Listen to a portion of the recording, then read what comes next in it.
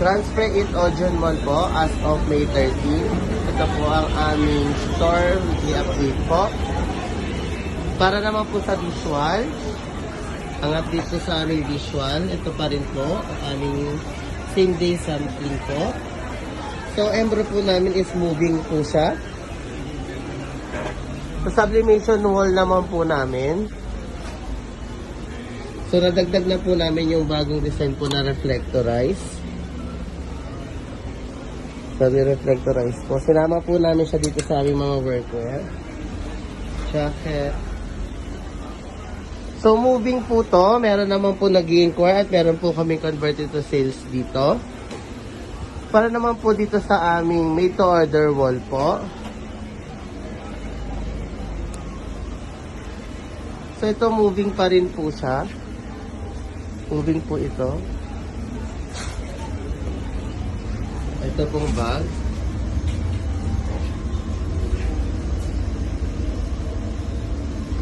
Aming DTF po. Para naman po dito is for change pa rin po ito. Ito pong our printer po. So, hinihintay pa po namin dumating yung samples. Ang aming black basket po. Aming softboard po. At para naman po sa aming drinkware, stationary black and sa ating black bucket. Ang aming, ito naman po ang aming black bargain basket po na naka 75 sale po siya ngayon. ST Organic po ang nakalagay. At ito naman po ang ating LED. Okay, ating LED sign sa labas. Para naman po sa ating customer visit po, ang nakaschedule po this week po is 6.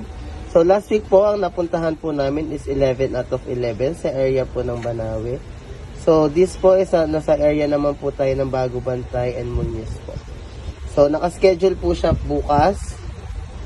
Pero po kaming 6. So, para naman po sa mga sa tatawagan, wala pa po kaming natatawagan.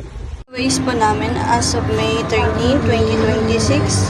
Bale, meron po kami G8237 na ballpen, 146 pieces po, and then dalawang Parker pen. Meron din po kami nadarang tatlong planner and then dalawang sticky note po. As of today po yung napamigay po namin na giveaways ay dalawang planner po and then 4 po na G82